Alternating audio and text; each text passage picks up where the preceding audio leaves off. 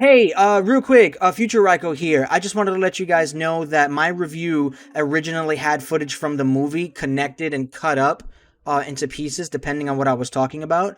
And upon upload, I kept getting flagged by Warner Brothers, so instead of risking my small channel, I just decided to axe every piece of footage that I had in the review. I really hope that's not going to be a deal breaker for you guys. I see other videos and other channels that are having no problems using videos, using content from the movie, but I'm not going to risk it. I'm not going to fight the Warner Brothers machine. I took everything out, so it's just me. I've got music in the background, and again, I hope that's not going to be a deal breaker for you guys. I just wanted to share with you how much I enjoyed the movie and how much I didn't enjoy the movie, depending on certain parts. And I hope you guys have fun. I hope you guys enjoy the video.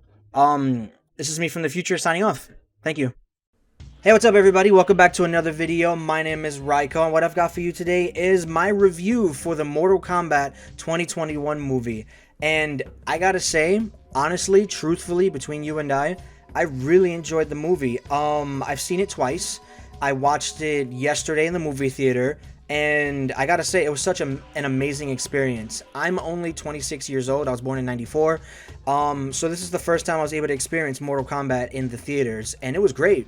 And then I watched it a second time this morning, and I was able to take some notes. I've got 2 pages worth of notes here, and I gotta say, watching it the second time, I feel a lot better about this movie, what it does, and some of the new things that it introduces to the franchise. I feel a lot better about it now than I did when I watched it in the movie theater. I was able to sleep on some things, rethink some things. That doesn't mean that I 100% think the movie's perfect, because it's absolutely not. It's far from perfect. But I had a good time. So before we get started, if you guys could just hit that big red subscribe button down below for me, maybe even perhaps hit the little bell so that you guys stay notified of all my uploads.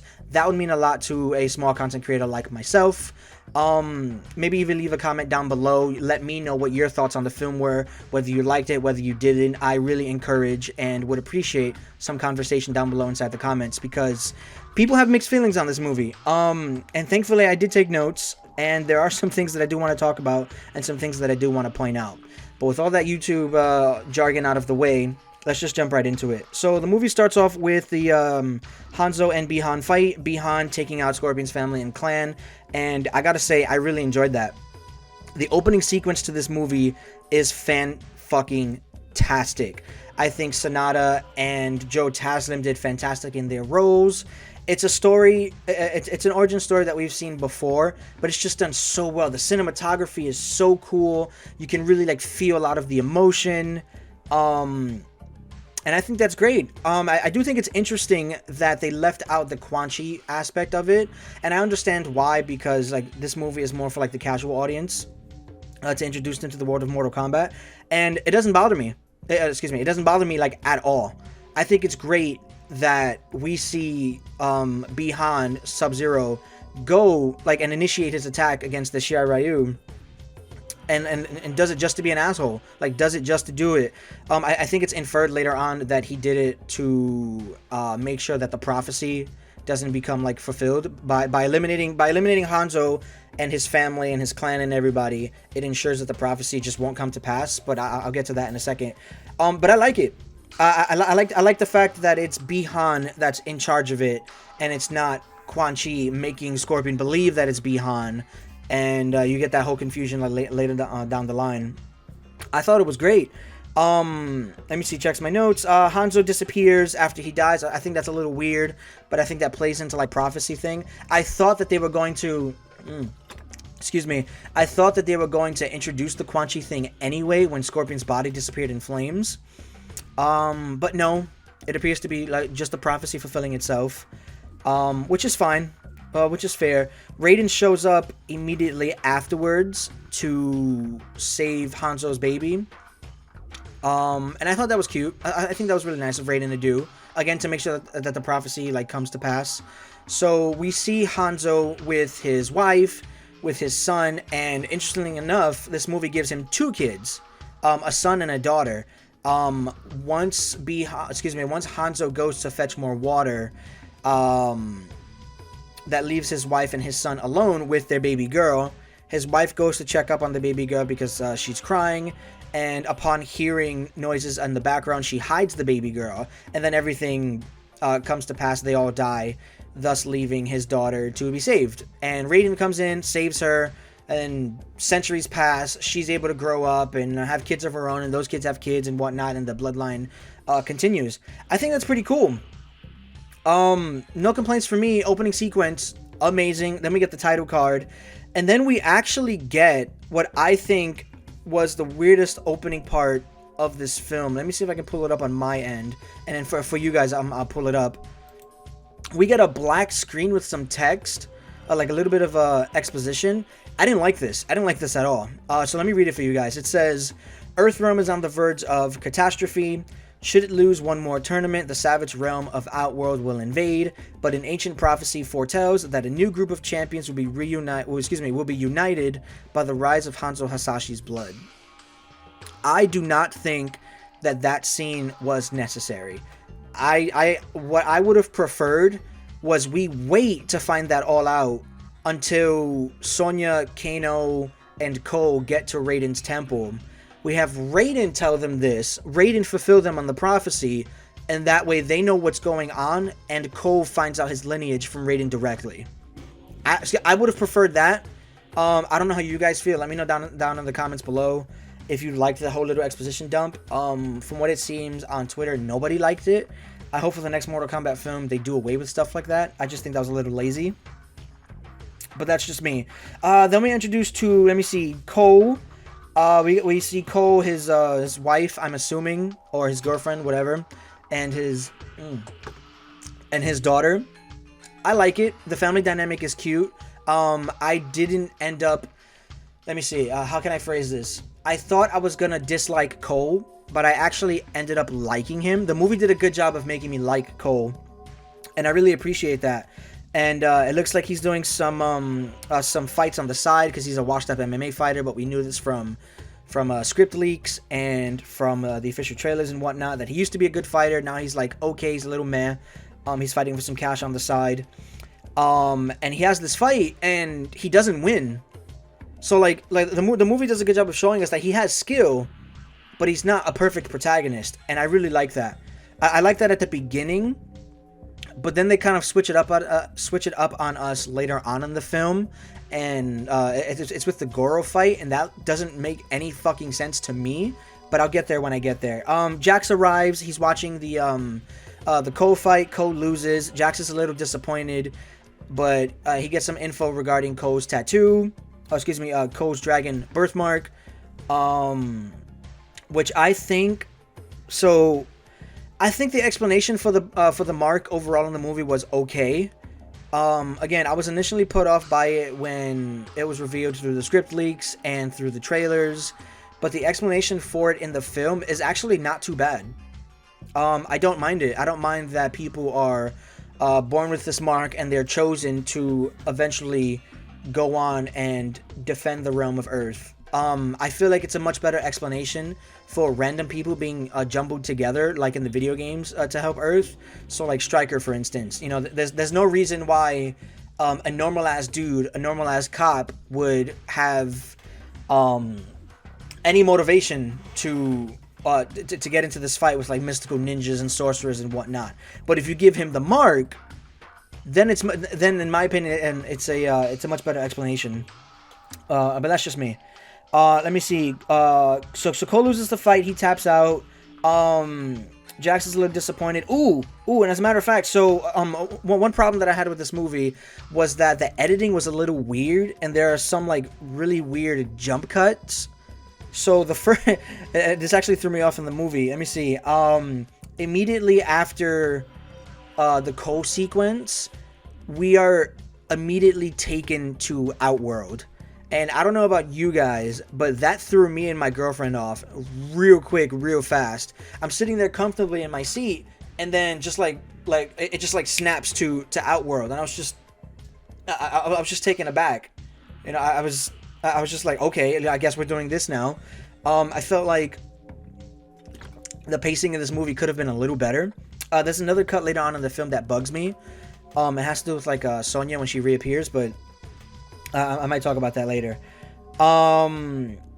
Then we get to Outworld, and we see Sub-Zero Bihan, excuse me, who is alive after killing Scorpion Hanzo Hasashi hundreds of years ago. Now, Scorpion coming back from the dead, that's fine, whatever. Spectre, Revenant, whatever the fuck you want to call him, that's fine. But the movie doesn't explain how Bihan is able to survive for hundreds of years after killing Hanzo Hasashi. I know, like, if you're a big fan of Mortal Kombat, you would know that the Cryomancers they were originally from Outworld. So I guess you could come up with an explanation that he has, like, the lifespan of someone from Outworld, or for whatever reason, like, maybe he's imbued with Shang Tsung's magic, and that allows him to live for a very long time, but the movie just does not explain it. We see feudal Japan, we see Bihan kill Scorpion, fine, whatever. Scorpion coming back is fine, because, he's a dead man, but Bihan just doesn't make any sense, and I didn't really like that too much. As someone who's a big fan of Mortal Kombat, I can come up with an explanation in my head, but the casual audience is just, clueless. So we see, let me see, where am I? Sub-Zero goes after Cole and his family. Jax intervenes, takes them to safety. Cole takes the car to protect his family. Then we get the Jax versus Sub-Zero fight, which I think is fantastic. I think it's great. The choreography was cool. The banter between Jax and Sub-Zero, where Jax informs him that he's been in, like, 6 tours and whatnot. I thought that was great. The way Jax loses his arms was fan-fucking-tastic. Let me see. In the original timeline, Jax didn't lose his arms. He had some self-doubt issues. And then in the new timeline with Mortal Kombat 9, Ermac was responsible for him losing his arms. So Bihan Sub-Zero being responsible, I thought it was fine. It's a multiverse. I don't care. I thought that was cool. I think it was like a nice touch where as soon as his arms exploded, he wasn't in, like, immediate pain because the ice cauterized his wounds immediately, but he was, like, starting to pass out, and Bihan is able to, like, push him off the ledge and whatnot. That was pretty cool. It was a great fight. It was honestly a really, really, really great fight. And I could watch that, like, hundreds of times. I think that Bihan is such a great villain in this movie that Joe Taslim just does an amazing job. Then we go back to Outworld. We see Melina. I think Cece, I believe her name was. I think she looks great. I think she looks great as Melina. She speaks to Shang Tsung, saying that Bihan has already and successfully killed some of the Earthrealm's defenders. Shang Tsung he's happy about it, but he's not like sold yet. So he sends Syzoth to infiltrate them and bolster some of his forces. And Syzoth, for anybody that doesn't know, is the real name of Reptile. So Shang Tsung sends Reptile to go and kill them, and I think it's great. I understand the disappointment that Ninja Reptile wasn't utilized in this film, that they decided to go with his reptilian form. But the thing that people have to remember is that his reptilian form is his original form, Like, when it comes to a fighting game, I myself do have a preference for Ninja Reptile, but I love that they decided to go with the reptilian form. I think that that was super cool. The way that the effects were done and the way that they showed the acid coming out of his mouth, I thought it was great. But let me go back to a little bit. Melina's having that conversation with Shang Tsung, and Shang Tsung confirms that he did in fact cheat during the 9 previous tournaments, and I think that's a little interesting. That's something that I want to come back to a little later towards the ending of the film. And then we get Cole. He sets up shop in a motel. He makes sure that his wife and daughter are safe. Then he goes on to go find Sonya at the behest of Jax. Jax told him to locate a woman by the name of Sonya Blade. So he finds her, and we learn that the Special Forces have been investigating these dragon markings and everything associated with them, because they were hunting a fugitive, and he ended up having superhuman abilities. Jax ends up having to kill him, and they discovered that the dragon marking that this guy had was then transferred to Jax because Jax had killed him. So I think that's cool. I think having the Special Forces in the forefront, investigating all of these happenings. I think that's really cool. I think that's great, as opposed to like them as opposed to the special forces finding out like secondhand. Is like they are directly responsible for all of this information that will eventually get passed down to like the rest of the fighters, and I think that's really cool. Then we get introduced to Kano, and I gotta say, Kano is absolutely one of the stars of this film. He is funny, he is filthy, he doesn't give a shit about anybody but himself. The actor did a phenomenal job. I saw when he was cast for the role, and I was a little put off because he didn't really look like Kano, but I thought it was great. I thought it was fan fucking tastic. He did such a great job.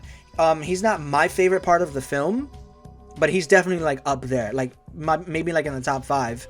And then Reptile shows up, hands them an ass whipping, and it's great. You know, he tears into Sonya, tears into Cole. Cole gives Kano the idea to use the flare and to stick it into Reptile so they can see where he is at all times, because Reptile is beating them up while he's invisible. Then they, I believe they tag team Reptile, at least they try to, and Kano delivers the finishing blow by punching a hole through Reptile's chest and ripping his heart out. A big nod to his Mortal Kombat 1 fatality. I thought that was great. And I believe this is like the first major death in the film. And it doesn't bother me. Not one bit. I know there are people on Twitter that were pissed off that Reptile died and whatnot.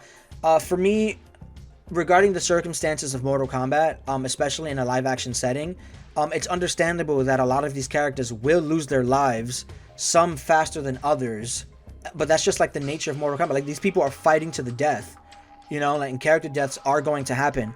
One character death happens later on in particular that I actually applaud them, because it works as like a reference to 2 different timelines, the original timeline and the new timeline with MK9, and actually serves as character motivations for a particular character, but I'll get there in a second. So they go to Raiden's temple. Kano knows where it is because he was able to he was trafficking guns through the area, he mentions, and that the locals wouldn't stop talking about Raiden's temple. He was able to figure out where it was. Sonya offers him money that she does not have, by the way. I think that was really funny. Sonya offers him money that she doesn't have, and he agrees to take them to Raiden's temple. They're walking through the desert. Kano is antagonizing Sonya to take the mark away from him, accuses her of being jealous and whatnot. They have a quick fight. She chooses not to take his life yet. I think that's pretty funny. And then they meet Liu Kang. Liu Kang appears and tells them that he's tasked with fighting more of Earthrealm's protectors, and that he's glad that they're finally here, and that he will take them to Raiden's temple. And what was the actor's name? Ludi Lin? I think he did a fantastic job as Liu Kang. Liu Kang in this movie is great. I understand that people are upset that Liu Kang is not at the forefront. And I get that. You know, for me personally, I remember sitting there and saying to myself that, oh, it's really weird to watch something Mortal Kombat related and Liu Kang is not like the main focus. But I appreciate what they did with him, for sure. So he takes them to, let me see, he takes them to Raiden's temple, and we see some of these, they appear to be like murals along some of the walls, and we see the Great Kung Lao with, you know, the red headband, red headband, bald head, the spike bracelets. I thought that was pretty cool. And then we see Argus, we see his wife Delia, and then we see Taven sleeping on a slab in front of them. I think that's pretty interesting. It seems as though, because Mortal Kombat 11 introduced the idea of a Mortal Kombat multiverse with like Chronica like trying to change things, and it appears as though Armageddon is a possibility in every timeline. It appears as though Argus and Delia take precautions to prevent Armageddon in every timeline. For those of you that don't know, Argus and Delia are, I believe Argus was like the protector of Edenia, or like the god of Edenia.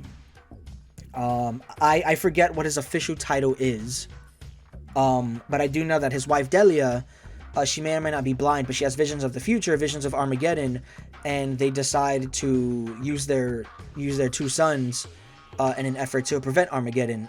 They put both of their sons to sleep, Taven and Dagon. in case you guys haven't played Armageddon, Dagon gets woken up a little bit too early. And he ends up forming the Red Dragon clan opposite to Kano's and Cabal's Black Dragon clan. And there's a lot of interesting story elements that you can get from that.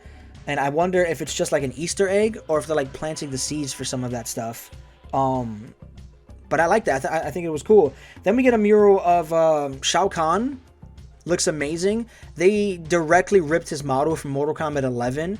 I was both excited at that and a little disappointed. I was kind of hoping they would have their own original design for Shao Kahn, but it's fine. A Mortal Kombat Shao Kahn does look cool. The bunny ear helmet is a little weird for me, but it doesn't bother me. Then we see a couple more Easter eggs. We see Shinnok's amulet in Raiden's temple. That makes sense. I'm interested in knowing how it got there, for sure. And then we see Katana's fan, which is a little... It's a little weird that Raiden would have Katana's fan in his temple. I don't know if that's just an Easter egg. I hope she appears in the second film. I hope she has a pretty prominent role in the second film. But I just want to know from a storytelling standpoint why her fan is in that temple. Like, did Raiden and Katana work together in the past and she gave him like her fan as like a symbol of friendship? Like, oh, in case anything happens, you know, call upon me for help. But it's interesting. Kano tries to take the amulet, and Liu Kang like demands that he put it back. I thought that was pretty funny. And then later on, we see the monks working on mechanical replacements for Jax's arms, and I thought that was pretty interesting. They are pretty bare bones, but it's fine. Like it does the job up until Jax gets his proper metal arms later on in the film. But I'll get there when I get there. And then we get Raiden. Liu Kang takes it's Cole, Sonya, and Kano to Raiden, and Raiden's kind of a dick, which I understand. You know, it's the 9th tournament. Earthrealm has lost 9 of these tournaments previously, and if they lose this one, then the Earth is fucking fucked. You know, so I understand that he's kind of an asshole, but he was like really, they were really like hampering on how much of a fucking asshole he was. Like Kano was just trying to talk to him, and like Raiden just like electrocutes him, like without any warning, and I thought that was pretty funny. Raiden being a dick doesn't bother me. He's the protector of Earthrealm. He's got bigger problems to worry about. Like Raiden's not here to be your friend, so that didn't bother me. And then everybody's just like trying to learn and like hanging out. Like this is a lot for everybody to take in.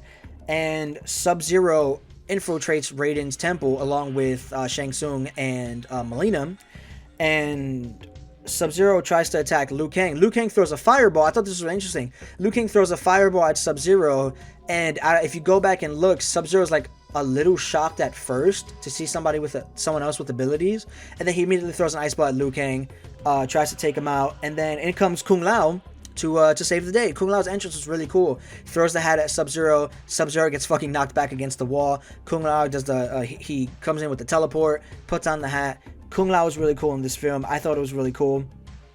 And as a matter of fact, based on dialogue, it appears as though Kung Lao was the chosen one for the White Lotus, not Liu Kang. And that's something that I will touch on in a few minutes because that goes into the Arcana explanation. This movie has this movie makes an attempt to like explain the magic, explain the abilities of all the fighters. I didn't like it at first, but I don't mind it, and I do understand why they did what they did. Then we get a conversation between Shang Tsung and Raiden that I thought was pretty interesting. Shang Tsung straight up tells Raiden that the conflict outside of the tournament is okay. So what I took that as was that Shang Tsung has cheated before in the 9 previous tournaments by seeking out what could be the defenders of Earthrealm, the people on Earth with the dragon markings, killing them before the tournament starts, and then either, let's say, maybe having one left and then just defeating them easily in the tournament setting, or defeating all of Earthrealm's champions before the tournament shows up. Earthrealm doesn't have any champions, and then Outworld just wins by default. I think that's really interesting, and he mentions that the Elder Gods are just lazy, that they don't care either way, and that's not it's not like, if you're a fan of the franchise, it's not a secret that the Elder Gods are famous for not doing anything. you know. But I do think it's interesting that Shang Tsung is allowed to either come to Earth directly or send his champions to Earth, kill off what would become Earthrealm's champions before the tournament starts, and then everything's a-okay. I do think that's kind of bullshit, but it's so interesting. It also explains why Earthrealm was able to lose 9 times in a row. You know, not to say that their champions weren't up to snuff. Is that Shang Tsung just been cheating the whole fucking time, and I think that's pretty cool. So then we get into the explanation of Arcana.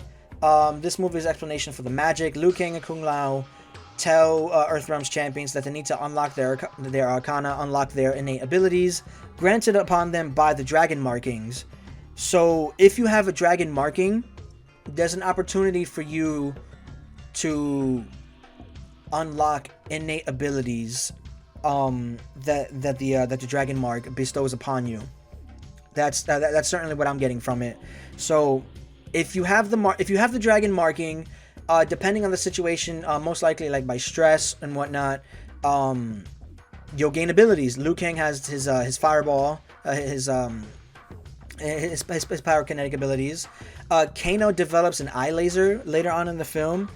That's a little weird, but I could see, like, based on how this film ends, I could see how he could still get his cybernetic implant. And I feel like my favorite explanation for the dragon markings is when Cole asks Liu Kang. So like they have like this whole training montage of them trying to unlock their various arcana, their various magic abilities. And Cole gets hurt in the fight with Kung Lao. Liu Kang offers to help him heal his wounds, and Cole asks Liu Kang how was that he was able to unlock like his arcana, unlock his abilities. So Liu Kang mentions that he wasn't anybody special. This is probably my favorite part of the whole film. Liu Kang mentions that he was an orphan, that he was a homeless orphan nobody that Raiden found and adopted him into the Wuxi Academy, where Liu Kang was able to grow up with Kung Lao and grow up and have a brother. And that Kung Lao, being the descendant of the great Kung Lao, was chosen as the champion of the White Lotus and the Wuxi Academy. And that all throughout his teachings, Liu Kang learned to fight, learned to be compassionate.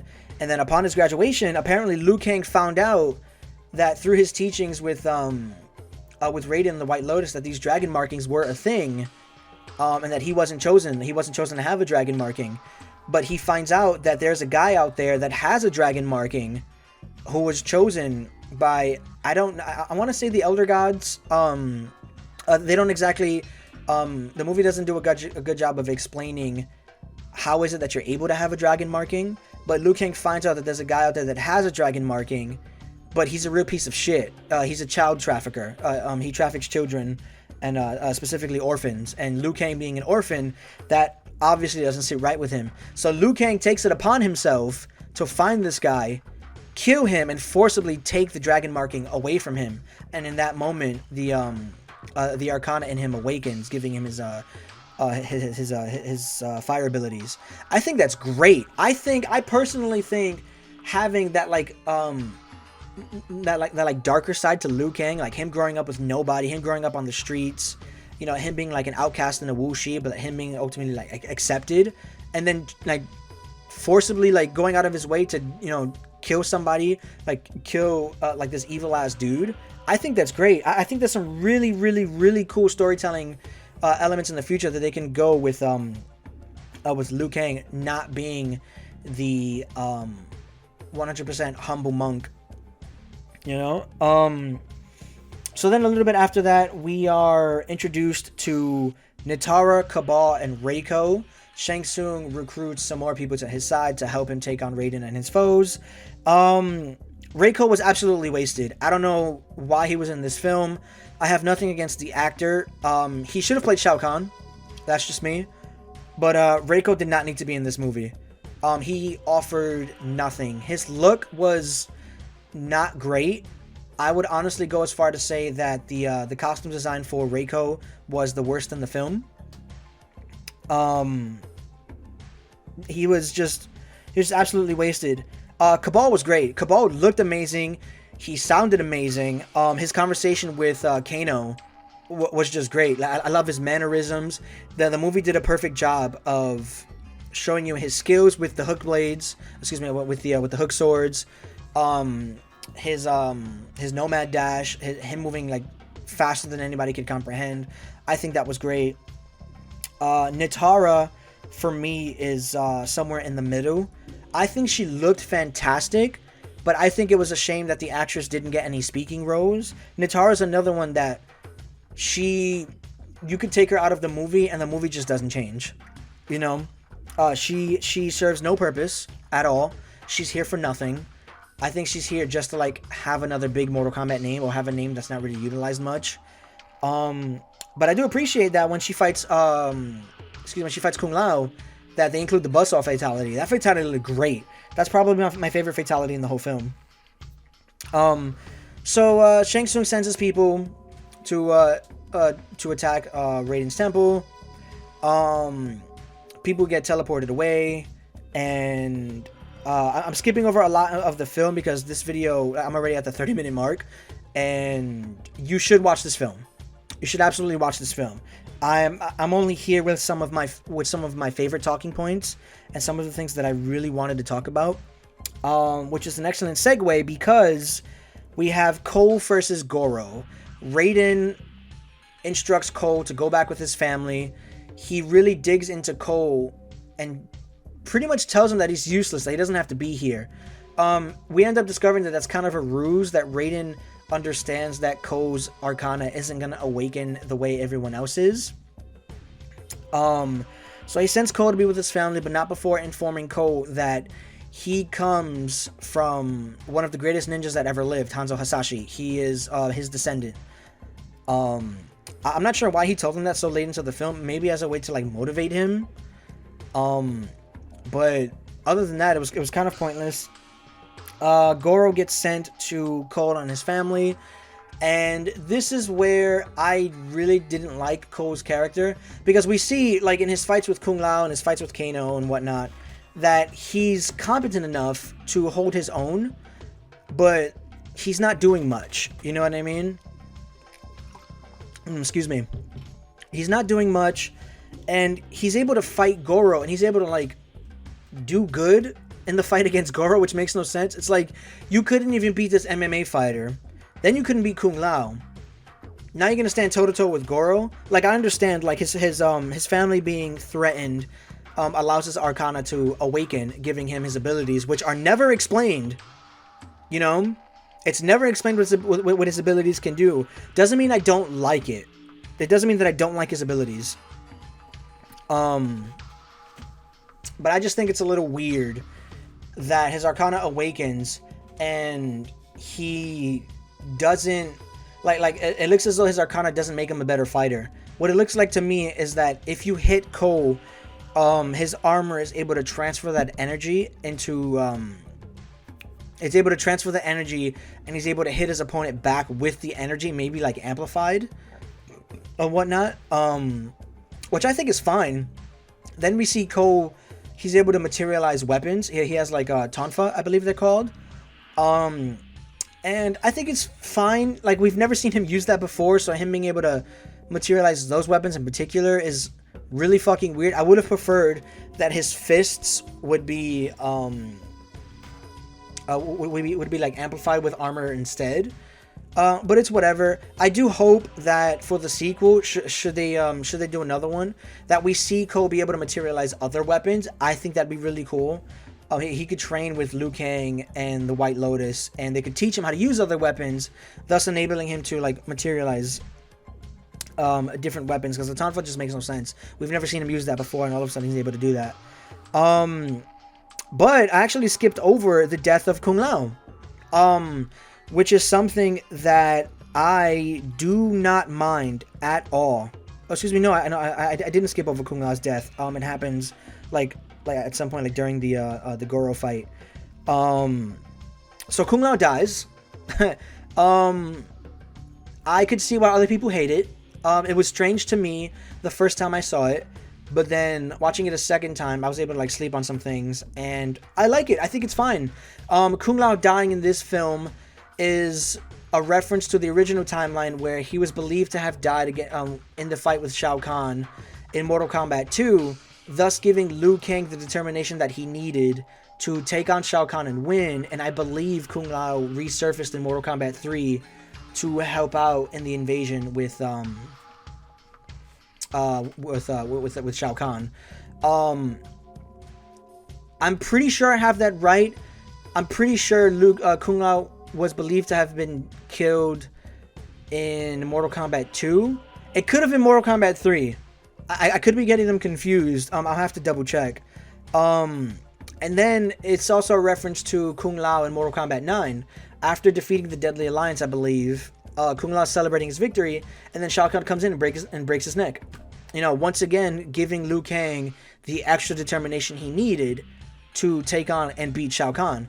And I think it's cool here because we see that Kung Lao is the head honcho here. Kung Lao was the one that was chosen to represent Earthrealm and the Wuxi Academy because he's a descendant of the great Kung Lao, and Liu Kang is just Liu Kang. You know, he was found on the streets. So I think it's cool that with Kung Lao dying here, that Liu Kang has a real reason to not only hate Shang Tsung, because Shang Tsung was the one that killed him, but hate, you know, Shao Kahn, who's like Shang Tsung's boss and whatnot. I feel like that's a great motivator. Great reference, by the way. A nice deep cut. Not a lot of people know that. And the origin of Liu Kang's headband was, I thought, pretty touching. Liu Kang's red headband being the band around Kung Lao's hat. I thought that was phenomenal. Again, I don't hate it. Like, once again, like, these people are fighting to the death, and these people understand that you might not survive the fight. So them deciding to kill off Kung Lao, I think they had some balls in doing that. I, of course, hope that they bring Kung Lao back. You know, duh, it's Kung Lao. You can't give us the best on-screen adaptation of Kung Lao and not bring him back in, like, some form or capacity. So that's great. Sonya has the fight against Melina, and Melina basically tells Sonya that she's worthless. She leaves. Kano jumps in after betraying them at the behest of Cabal.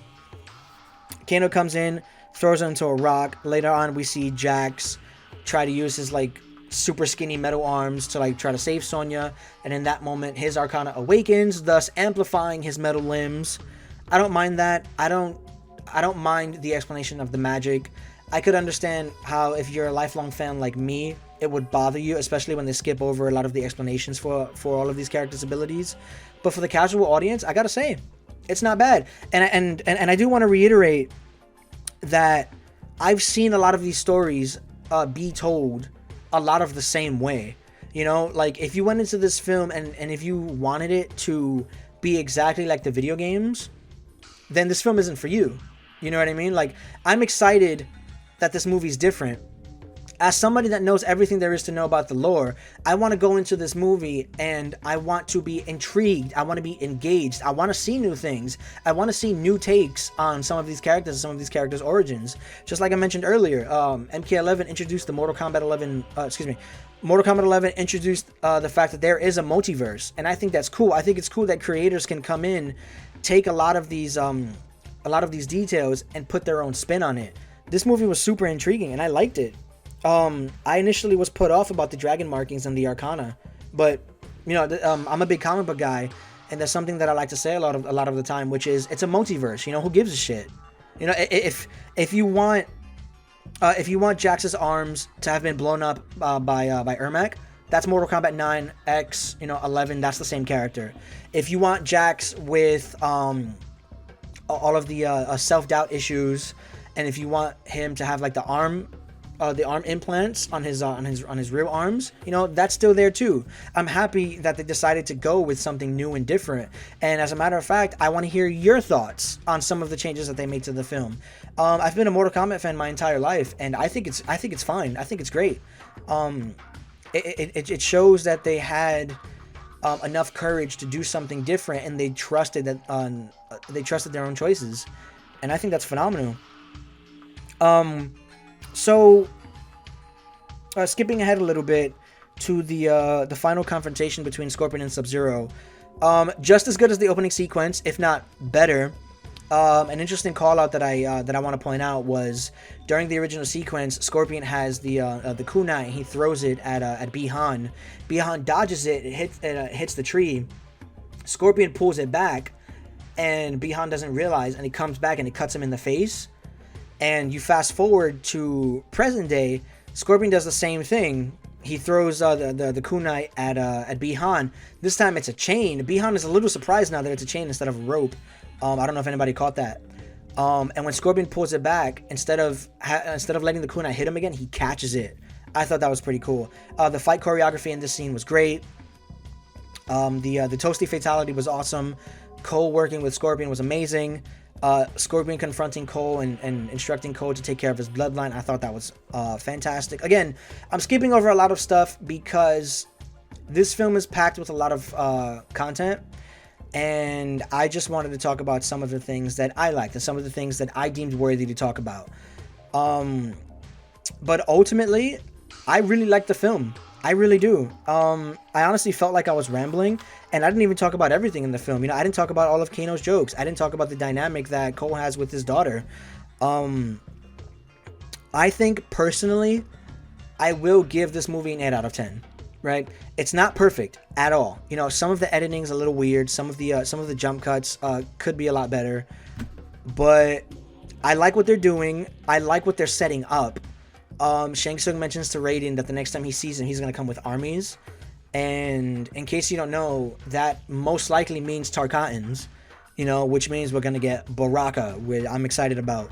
There's the tease at the end of the film that Cole Young is going to go recruit Johnny Cage, and I really hope it's The Miz. If it's anybody but The Miz, I will be disappointed in the sequel immediately. No, I had a lot of fun, honestly, and allow me to reiterate, the first time I saw this film, I did have that initial bias for the original games, the original story, and the original 90s film. I do think this is a better movie than the 90s film, 100%. This movie is so much better than the 90s film. It's the original film does hold a place in my heart, but this movie, in my opinion, is so much better. If you agree or disagree, please let me know in the comments. I'm open to any and all conversations. I'm excited at the prospect of a Mortal Kombat film franchise. There's so much that you can do. I do wish, however, that this movie was longer, but that's just me. I know that there was a studio mandate that the movie be, less than 2 hours, which I think was really weird. But I had fun. I had more fun watching this movie the second time. Once I was able to separate this movie from everything else, because once again, multiverse. I don't give a shit, and neither should you. If you want Mortal Kombat to be the same as what you grew up, if you want it to be just like the video games are there. They're not going anywhere. You know what I mean? If you watch this movie either for the first time, or if you're watching this for the second, third, fourth, or fifth time, going in that this is a different universe, that this universe has different rules that it follows, then this movie's fantastic.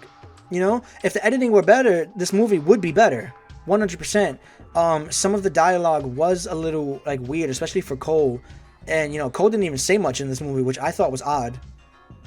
But this film and this franchise, like the potential for a Mortal Kombat franchise is so good, it's so amazing, and I can't wait to see some of the stuff that they come up with down the line. I also want skin packs for Mortal Kombat 11. I want every single character in this movie that's playable in Mortal Kombat 11 to have a skin that's based off of the costume designs from this film. I want the likeness of the actors, and I want the actors to portray their roles once again for Mortal Kombat 11. I want to play as Hiroyuki Scorpion. I want his voice in the game. I think it's fantastic. You know, you can't really have Bi-Han in MK11. I guess you could have like normal Sub-Zero and just like pretend it's Bi-Han. It could act as like a premiere skin. You know what I mean? But yeah, those are my thoughts on the film. I actually would be open to Cole Young as a playable DLC fighter for Mortal Kombat 11. I honestly think Cole Young has potential. I disagree with the notion that the film isn't allowed to create a new character. The games do it all the time, and sometimes new characters work. You know, Kodo Khan, who actually has a reference in this movie. I forgot to mention, he's you can see a statue of Kodo Khan within Sonya Blade's pictures, a little bulletin board. My younger brother actually pointed that out. yeah, so new characters that worked, Kodo Khan, Devora, even though she gets a lot of hate, and then you get new characters that didn't work, like Ferritor. You know, so it's like, it's an inevitability, and I think Ko Young has potential. I think he was shafted in this film for sure, but I would like to see where they take him. I definitely wish his abilities were explained, for sure. But what they gave us in the film, it was serviceable. It was passable. This film was alright. I'm open to watching this film many more times. I had a lot of fun. I think there's real potential for this film to become a franchise and for this film to catch on. I would especially love to have like a comic book series, like continue from where this movie left off. Because who knows if this movie's going to get a sequel. This movie just came out yesterday at the time of me recording this, and we don't know what the numbers are like yet. But I had a lot of fun. Guys, my name is Raiko. That was my film review for Mortal Kombat 11. Just on some of the points that I wanted to talk about. If there's anything that you guys want to talk about with me, the links to my socials are down below inside the description. Make sure you guys follow me on Twitter. Make sure you guys follow me on Twitch. I do stream a lot of Mortal Kombat related content. I also do put out a lot of Mortal Kombat related content here on this channel. If you haven't already, please consider giving this video a like or a dislike. That's fine. I'm open to all of your opinions. But also make sure to hit that big red subscribe button down below. It really helps out a small content creator like myself. This movie was fantastic. Much better the second time around once I was able to let go of my biases and understand that this film is different. And it's setting up for its own little pocket inside the Mortal Kombat universe. And I think it's great. I think it's great. I can't wait for the sequels. I can't wait for Johnny Cage. I can't wait for Baraka. I do think that the dead characters will be able to come back via Shang Tsung's magic. Especially Kano. Kano's missing his right eye. You could bring Kano back. Give him the cybernetic eye. He can still have his Arcana now. And it'll be just like Kano from the video games. And I think it's great. But I'm actually going to sign off for now. I'll catch you guys in the next video. I appreciate you guys for staying this long. I do feel like I was rambling. And I didn't even talk about a lot of the smaller portions of the film. If you haven't already, please watch this film. If you've seen it already, watch it again with an open mind, and I think you're gonna have fun. I had a lot of fun, and I'll catch you guys in the next video. Thank you so much.